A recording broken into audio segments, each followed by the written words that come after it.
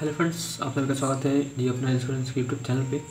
और मैंने देखा होगा कि अगर कोई व्यक्ति है या कोई यंग लड़का है जो अभी जिसने अभी 20,000 से अपनी जॉब स्टार्ट की है, अपना कैरियर स्टार्ट किया है, और मान लो वो किसी चीज़ की तैयारी कर रहा है, किसी गवर्नमेंट एग्ज़ाम की या किसी बड़े लेवल की तैयारी कर रहा है, तो उसके पास ज़्यादा वक्त नहीं है कुछ और करने के लिए, शेयर मार्केट खेलने के लिए या अपना टाइम के इन्वेस्ट करने के लिए, क्योंकि उसके पास अभी भी क्योंकि उसको 9 to 5 जॉब करनी है, और जॉब के बाद फिर जो टाइम बचेगा उसको अपनी ग्रोथ पे, अभी अपनी पढ़ाई पे ध्यान देना है।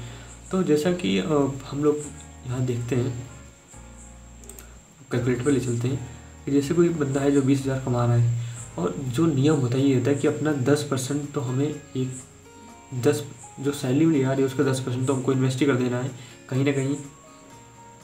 तो हम इस 20,000 का अगर 10% निकालें तो लगभग आ जाएगा ये, जैसे सबको पता है 2,000। तो अब ये जो 2,000 आया है, तो कोई ऐसी पॉलिसी या कोई ऐसा बीमा या कुछ भी ऐसा जिससे उस 2,000 की इन्वेस्टमेंट से हम उसको स्टार्ट कर सकें बिना दिमाग लगाए। तो बहुत अच्छा प्लान LIC का है जो हम आपको लेके आए हैं। पूरे इस प्लान का एनालिसिस मैं आपको बताऊंगा, फिर आप अपने लोकल या जिस भी एजेंट से आप ये समझना चाहते हैं, ये कराना चाहते हैं पॉलिसी, आराम से करा सकते हैं।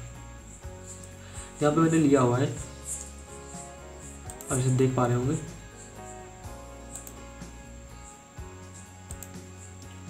यहाँ पे मैंने एक व्यक्ति जिसका जो नाम है वो XYZ है, ठीक। ये जो जीवन लाभ LIC का जो जीवन लाभ जो प्लान है, इसको बोलते हैं टेबल नंबर 936।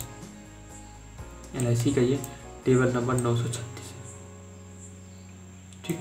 और मैंने जो आपकी एज ली हुई है वो यहाँ पे 24 साल ली हुई है, कि आपकी जो उम्र है वो आप अपने अकॉर्डिंग कर सकते हैं। मैंने एक एवरेज ले ली 24 साल। जो किस्त है वो लगभग 10-50 रुपये ऊपर नीचे होगी, कोई दिक्कत नहीं उसमें। जो हमने पॉलिसी का टर्म लिया हुआ है, ये हमने लिया हुआ है 25 साल का, यानी आपकी जो पॉलिसी की अवधि है वो 25 साल की है। यहाँ पे PPT लिखा हुआ है, यानी प्रीमियम पेइंग टर्म।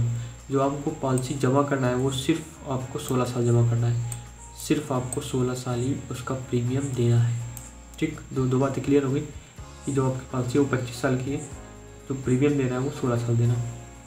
फिर हम लोग यहाँ बात करेंगे कि जो LIC है वो आपको रिकवर भी उसी पॉलिसी पे प्रदान करता है। तो जो डेथ सम एश्योर्ड है यहाँ पे वो आपका 5 लाख है, जैसा कि हम सब देख पा रहे होंगे, ये 5 लाख, ठीक। और जो बेसिक सम एश्योर्ड है वो भी 5 लाख का है। यदि अगर हम शुद्ध भाषा में बोलें तो जो घर का बीमा है वो 5 लाख का, जो रोड का बीमा है यानी एक्सीडेंटल बीमा है वो 5 लाख का, और अगर किसी व्यक्ति के एक्सीडेंट से कुछ होता है तो उसको 10 लाख रुपए मिलेगा, ठीक। अब हम लोग प्रीमियम की तरफ आगे बढ़ते हैं कि जो फर्स्ट ईयर LIC जो प्रीमियम लेता है ना, लगभग 99% पॉलिसी पे वो 4.5% ही लेता है 1 साल तक। तो इस पॉलिसी की अगर हम लोग ईयरली किस्त की बात करें तो ये ईयरली जो इसकी किस्त आ रही है वो आ रही है 23,632 रुपये, जिसमें से 22,614 रुपये आपका जो प्रीमियम है, और 1,018 रुपये आपका ये है GST,